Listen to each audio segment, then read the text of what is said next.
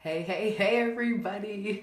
Talia here. Welcome to the Good Feeling Life. If you were just on with me, I apologize. I don't know what happened, but my app just cut out. So that's technology, but I'm going to roll with it and start again.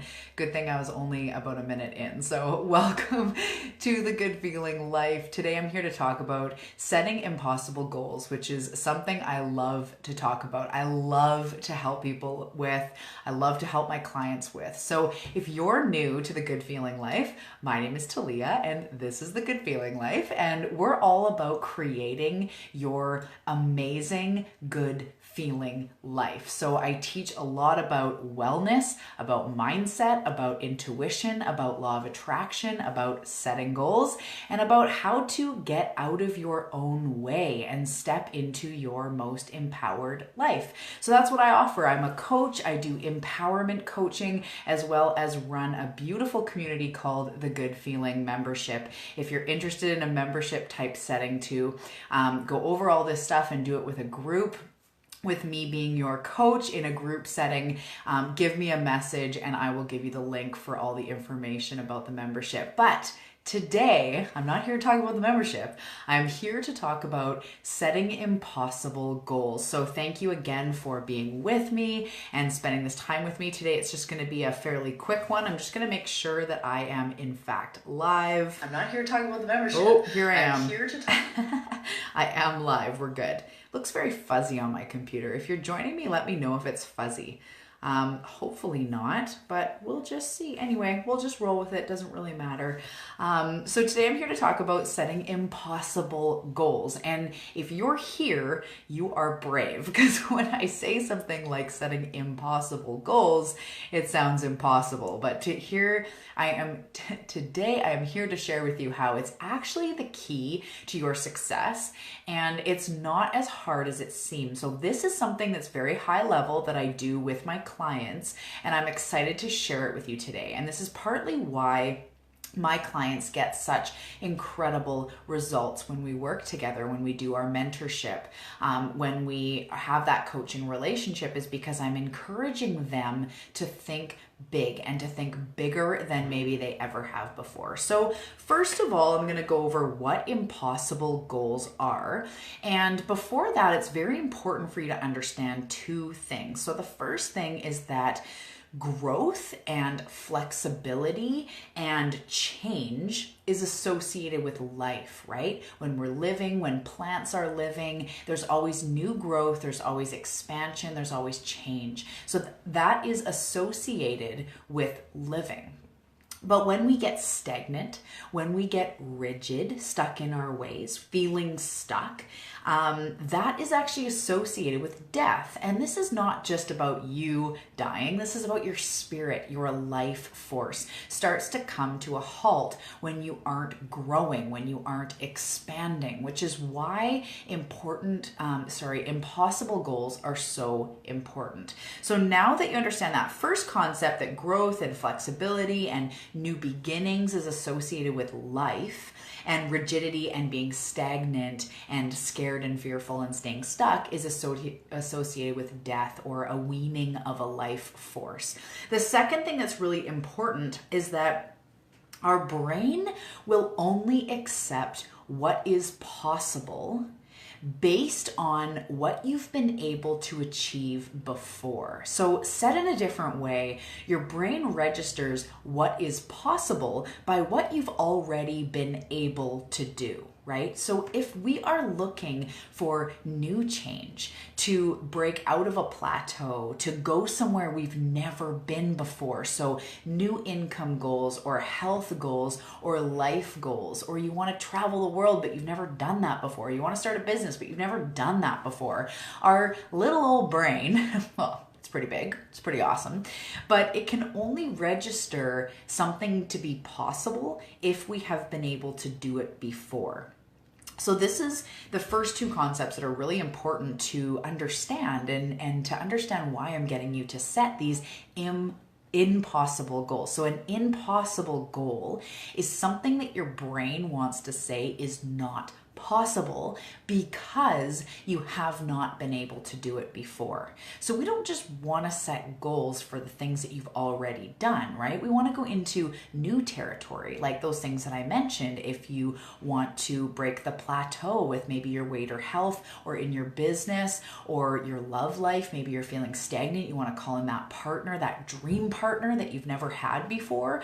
We want to break out of the realm of just the boring old what's possible, what our brain and what our ego will, allow us to think is possible. And we want to break into new territory. So this is where I'm talking about impossible goals.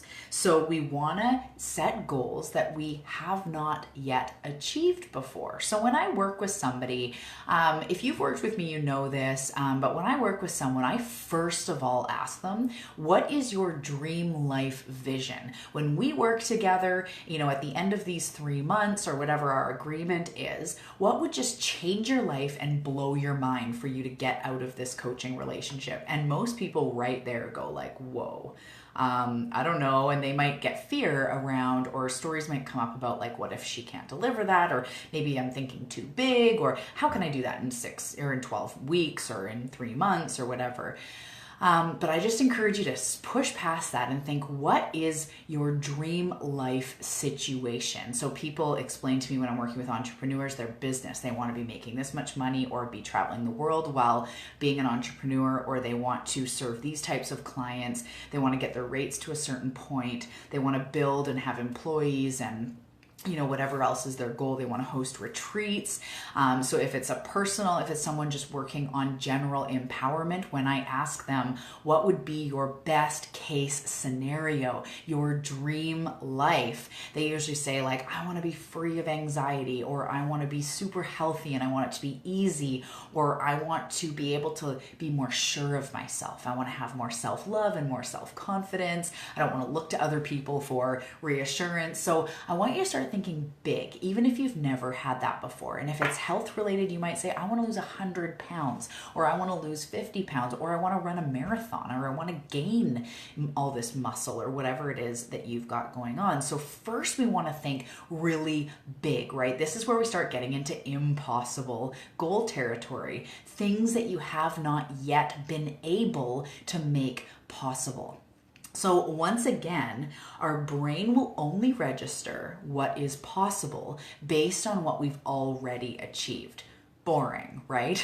Who just wants what they've already achieved? We want to break into new territory. So that's the very first thing I want to ask you. And I do ask you when you're my client and when we work together is, what do you want to achieve with no judgment, no limits? Like, do you want to be a millionaire, or do you want to have a six-pack, or do you want to own your own business, or do you want to find the love of your life, or travel the world, or become the next, spiritual guru, or what do you want to become? That's the very first thing, is we set impossible goals.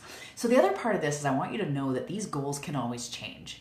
My goals change sometimes month to month, but definitely year to year or quarter year to quarter year, because I'm changing, I'm growing. So don't worry, we can always change them as we go. But the first thing is, I want you to set impossible goals. I want you to set what you just want in your dream life. Like, I want to be making this much money, or I want to travel the world. I want to set up a retreat. I want to become a best-selling author. I want to impact the world with my spiritual gifts, or my, the way I help people, or whatever it is, right? So first of all, setting impossible goals, things you have not yet achieved. And your brain will say, that's impossible. And you go, all right, I'm in the right territory, right? Because we're big thinkers. So as soon as your brain goes, that is impossible, meaning you haven't yet been able to achieve it, then you know you're in the right territory. So that's the very first thing we do, is we set up some sort of goal that we haven't yet been able to achieve. Hi, everybody that's watching me. Make sure to say hi. So I want you to think big, because this is your life. The story of your life is what you create it to be. It's what you write. Tomorrow is unwritten. Next year is unwritten. You get to create it. So your impossible goal will be unique to you. It's something that you are going to freaking make possible that you have not yet been able to do. So the second thing that I do with people, hi Phil, hi Krista. Oh, I'm so glad you guys are joining me. Hi. So the second thing that we do when I work with somebody, and I look forward to doing this with you if you ever, are in the membership or if you work with me, it's so fun. So the next part that we do is we set up mini goals that are possible. So that's the next part. And this kind of eases the brain a little bit, right? We get to kind of be like, okay, so she's not totally out to lunch. And it makes what we're doing more believable. So the first step is to set that impossible goal. And the second step is to set up mini goals that are possible. So just for an example, if somebody wants to lose 100 pounds and they've never been able to do it before and it feels impossible, they have that impossible goal in their mind. But what does feel possible? So 5 pounds feels possible, right? 2 pounds feels possible, or going for a walk tomorrow feels possible. And we really start to set up possible goals within that. And when I work with you, I really help to make sure that they are in line with your goal. So of course we want our possible goals our mini ones to be in line with that ultimate goal at the end, because we cannot expect to climb a mountain overnight, or well, I guess it depends on the mountain, but we cannot expect to achieve all our things overnight. We don't go from square one to the last step to our goal overnight. It's a progression, right? Much like climbing a mountain, it's literally one foot in front of the other. You can't stand at the bottom of the mountain and be like, why aren't I at the top? So it may seem, and I have literally climbed mountains that seemed impossible. Like, I am never gonna be able to do this. Or certain hikes that were so long, I was like, can I really do this? It felt almost impossible, but I made it possible by one foot in front of the other, by saying I'm gonna have a snack break at an hour in and then at 3 hours in, or whatever it is, right? Making it possible along the way. And that's what we need to do with our life, with our actual big goals. We want to set goals we've never been able to achieve before, because that keeps us striving for something. That keeps us excited with life. How in the very beginning, I showed you that growth and flexibility and change is associated with life. It actually gives us life to have big goals. It's just that generally, with most of us, our ego gets involved and goes like, you can't do that, or I'm too tired, or I don't have the money, or I don't have the support, and we shoot ourselves down. And then we get defeated and don't end up setting goals because we just don't want to fail. And that's normal too. That's me, that's you, that's all of us. But it doesn't mean we should stop setting goals, because when we stop setting goals and we stop that growth, we become stagnant. And as I showed you right in the beginning, stagnancy is actually associated with death, with life force dying, with not becoming who we truly are, and just like accepting, a mediocre life. But that's not you. So what we're going to do is we're going to set our impossible goal, and then we're going to set up mini goals that are possible. And the last piece of this that I really want you to start to wrap your brain around. It might take a few days, it might take a few moments to really get on board with this, but this is something I heard fairly recently, and I felt like it really encapsulated something I've been trying to communicate and have been helping people with for a long time, but this just articulated it so perfectly. So you have to be willing to fail. And that sounds super counterintuitive, maybe not the most encouraging or inspiring. But what this means is that, say, to go back to the example of you need to lose 100 pounds and that feels impossible, but 2 pounds are possible. What we do is you might say to yourself, okay, in the next 2 weeks, I'm going to lose 2 pounds. That sounds like a fairly possible goal, right? And then, of course, like when I work with you, we figure out how we're going to do this. But for the sake of just this live, you'll figure out, okay, I'm going to, be walking a bit more and giving, positive talk to myself. I'm going to eat a bit more veggies, and I'm going to lose 2 pounds in 2 weeks or something like that. That sounds possible. But what you have to be willing to do is to fail sometimes. So there might be some weeks that you lose no weight. There might be weeks where you go away on vacation and actually gain weight, or something happens and you throw it out the window, but that too is part of the process. So have been times where I've set income goals that I've absolutely smashed and done it and been like, I can't believe I brought that much in this month. And there's been months where I set income goals and they did not pan out. But in that space, you have to be willing to fail sometimes in these small goals. And I don't mean that to say you are going to fail.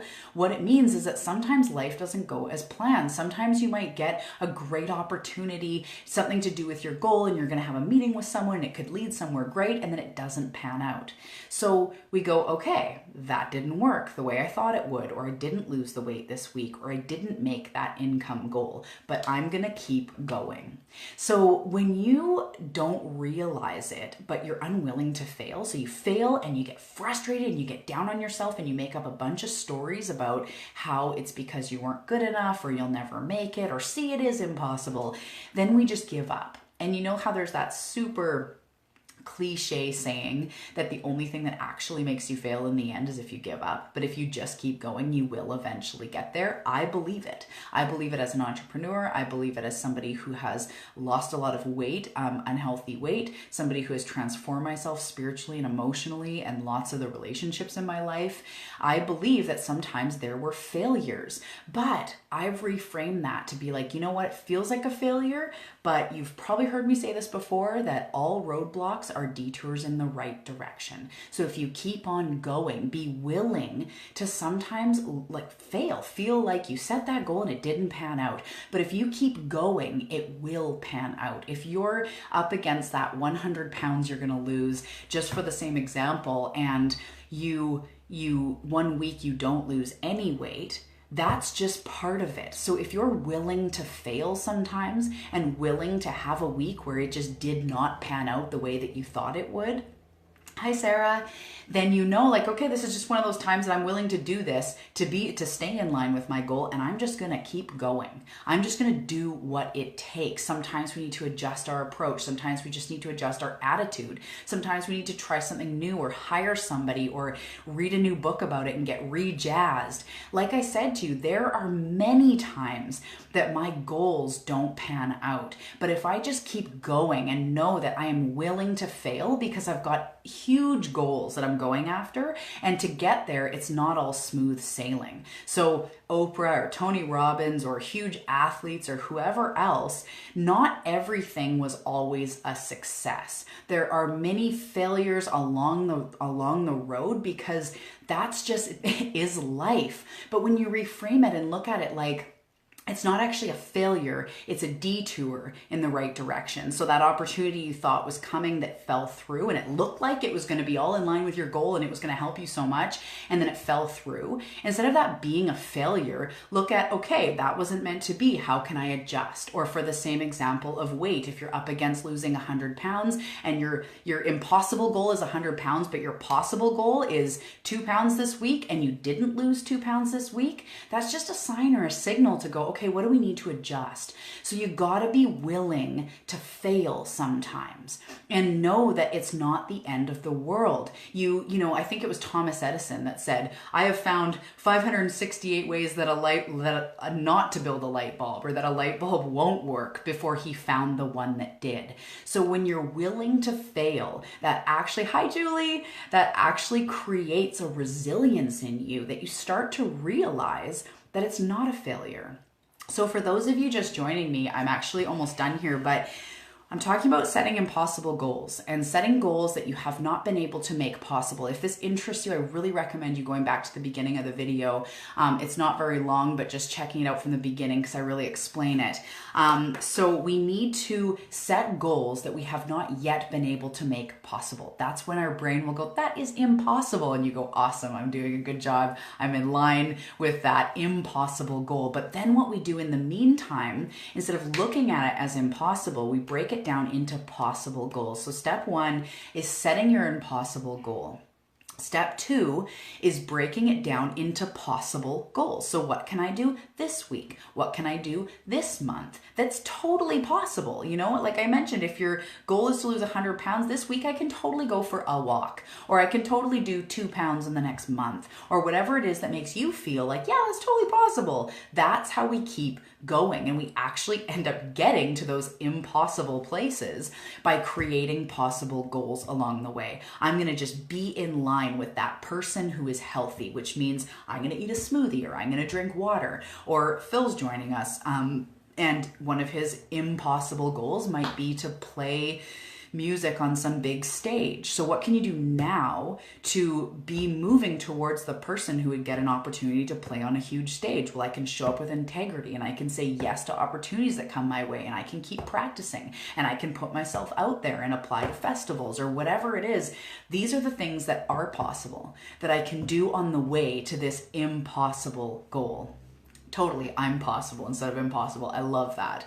And it's just, what is it? It's a difference of an apostrophe. And then the third part that is really important to sink your head around and really sink into is be willing to fail, because things don't always pan out. And that doesn't mean that your impossible goal is going to fail. It just means that sometimes shit doesn't go as planned. The goal, the small goal that you had for the week, maybe something happened and your week was just thrown because your kid was sick, or something else happened, or you had to house sit out unexpectedly, or something blew in your house and it just set off all your other plans. That's okay. So be willing to have a week it doesn't pan out, a month it doesn't pan out. I do my finances quarterly, and some quarters I'm like, I didn't hit my goal this quarter, but I'm willing to just roll with it because I'm willing to fail to stay in line with what that impossible goal is. And as long as I then just refocus, go, okay, something's got to shift. I'm either hiring someone to help me, or I have to look at what I could have done more of, or I just have to go, that's what the universe wanted for me this quarter. So I'm going to just absorb it and take it on and take responsibility for it and move on, because I'm willing to fail to be in line with my impossible goal. So today I want to really encourage you to set an impossible goal. What is the thing that's burning in your soul that if I said, I have a magic wand and I can help you with one thing or 3 things, what are those things that you are yearning for, that your soul is yearning for? Is it to become a best-selling author, Sarah?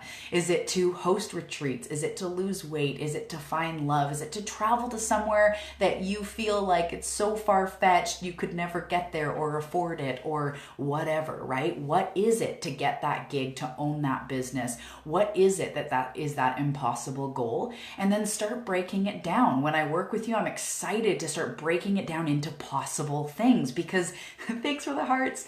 Then you start to see, holy crap, it's possible.